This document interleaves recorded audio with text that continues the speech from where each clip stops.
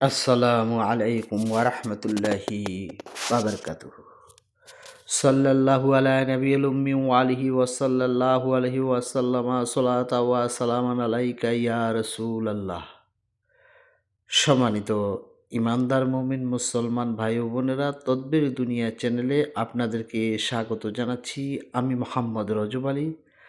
আজ আপনাদেরকে জানাবো আতর ফড়া দিয়ে স্বামী বা স্ত্রীকে বাধ্য করার চমৎকার একটি তদবির সম্পর্কে। অর্থাৎ স্বামী স্ত্রীর মধ্যে যদি দূরত্ব সৃষ্টি হয়ে থাকে, ঝগড়া বিবাদ হয়ে থাকে, মনোমালিন্য হয়ে থাকে, কিছুতেই কেউ কাউকে সহ করতে না পারে, এমন যদি হয়ে থাকে তাহলে আপনারা আতর ফোড়ার মাধ্যমে বা আতর দিয়ে, আতরের সুবাস লাগিয়ে কিভাবে স্ত্রীকে অথবা স্বামীকে বাধ্য করা যায় তার একটি চমৎকার তদবির সম্পর্কে আজ আপনাদেরকে জানাবো। তবে তার আগে বলে রাখি, আপনি যদি আজ প্রথম আমার চ্যানেলটি দেখে থাকেন তাহলে চ্যানেলটিকে সাবস্ক্রাইব করে দিন, পাশে থাকা বেল আইকনটি বাজিয়ে দিন এবং অল সিলেক্ট করে দিন।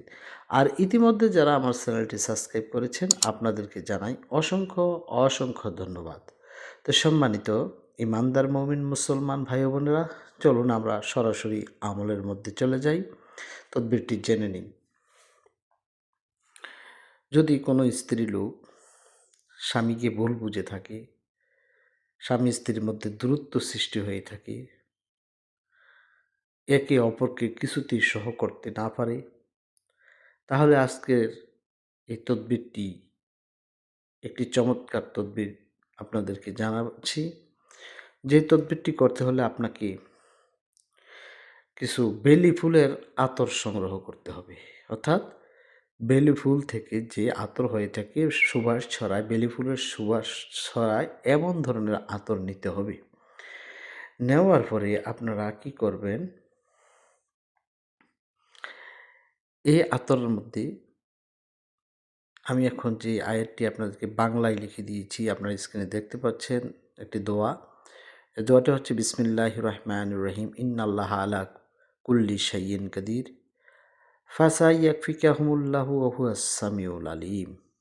আবারও পাঠ করছি, বিসমিল্লাহির রহমানির রহিম, ইন্নাল্লাহা আলা কুল্লি শাইইন কাদির ফাসাইয়াকফিকাহুমুল্লাহু ওয়া হুয়াস সামিউল আলিম। এই আয়াতটুকু আপনারা 7 বার পাঠ করে ওই বেলি ফুলের আতরের মধ্যে 7টি ফুঁক দিবেন, 7টি দম দিবেন। দেওয়ার পরে যখন আপনি একবার পাঠ করবেন, বিসমিল্লাহির রহমানির রহিম, ইন্নাল্লাহা আলা কুল্লি শাইইন কাদির ফাসাইয়াকফিকাহুমুল্লাহু ওয়া হুয়াস সামিউল আলিম, ওয়া হুয়াস সামিউল আলিম। এই পাঠ করে একটা ফুঁক দিবেন। দেওয়ার পর আপনাকে যে বাক্যটি বলতে হবে, কি বলতে হবে? আমার স্বামী, অর্থাৎ স্ত্রী হলে স্বামীর জন্য আর স্বামী হলে স্ত্রীর জন্য বলবে, আমার স্বামী বা স্ত্রীর মনে আমার প্রতি ভালোবাসা হোক, দয়া হোক এবং আমার প্রতি একান্ত আনুগত্য হোক। এই কথাটুকু বলতে হবে। প্রত্যেকবার ফু দিবেন আর এই কথাটুকু বলবেন। কি বলবেন? যখন আপনি দম করবেন, দম করার আগে এটি বলতে পারেন অথবা পরে বলতে পারেন, তবে আগে পড়াটাই উত্তম। বিসমিল্লাহির রহমানির রহিম, ইন্নাল্লাহা আলা কুল্লি শাইইন কাদির ফাসাইয়াকফিকাহুমুল্লাহু ওয়া হুয়াস সামিউল আলিম। আমার স্বামী অথবা স্ত্রী মনে আমার প্রতি ভালোবাসা হোক, দয়া হোক এবং আমার প্রতি একান্ত বাধ্যগত হোক। এভাবে একবার পরে বলে আপনি আতরের মধ্যে দম করবেন। আবারও আরেকটি পাঠ করবেন, আবারও এই বাক্যটি বলবেন, বলে আতরের মধ্যে ফুঁক দেবেন। এভাবে 7 বার পাঠ করবেন, 7 বার এই বাক্যগুলো বলবেন এবং 7টি ফু দিবেন। ব্যাস, আপনার তৈরি হয়ে গেল সে আশ্চর্যজনক চমৎকার বশীকরণের জন্য আতর পরা। তারপরে আপনি এই আতরগুলা শরীরে ব্যবহার করবেন। স্ত্রী হলে স্বামীকে আকৃষ্ট করার জন্য আর স্বামী হলে স্ত্রীকে আকৃষ্ট করার জন্য আপনি এই আতর ব্যবহার করবেন। আর এই আতরের সুবাস যখন কাঙ্ক্ষিত ব্যক্তির নাকে পৌঁছাবে, অর্থাৎ সে যখনই সুঘ্রাণ পাবে,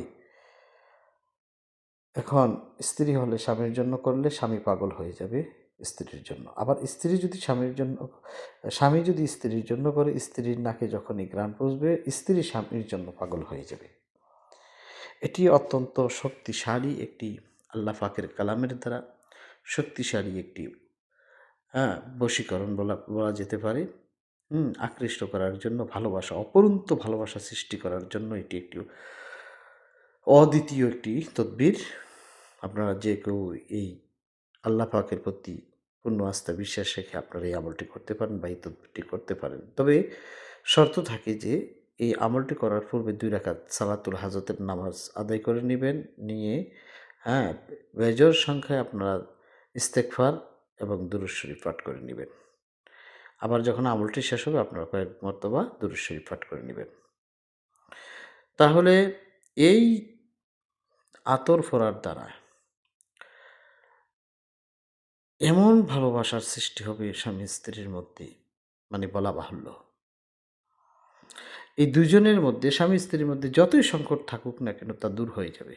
যতই ভুল বুঝাবুঝি হয়ে থাকুক না কেন দূর হবেই হবে ইনশাআল্লাহ। আপনারা মহান আল্লাহ পাকের উপরে পূর্ণ আস্থা বিশ্বাস রেখে এই আমলটি, যাদের সংসারের মধ্যে স্বামী স্ত্রীর মধ্যে দ্বন্দ্ব রয়েছে, ভুল বুঝাবুঝি রয়েছে, আপনারা এই আমলটি করে দেখুন। আমি আল্লাহ তাআলার কাছে আশাবাদী এই কালামের বরকতে আপনাদের এই দূরত্ব কমিয়ে ভালোবাসার, অপরন্ত ভালোবাসার সৃষ্টি হবে ইনশাল্লাহ। এই ছিল আজকের মতন। পরবর্তী সময়ে নতুন কোনো বিষয় নিয়ে আসবো। সে পর্যন্ত ভালো থাকুন, সুস্থ থাকুন। আসসালামু আলাইকুম ওয়া রাহমাতুল্লাহি ওয়া বারাকাতুহু।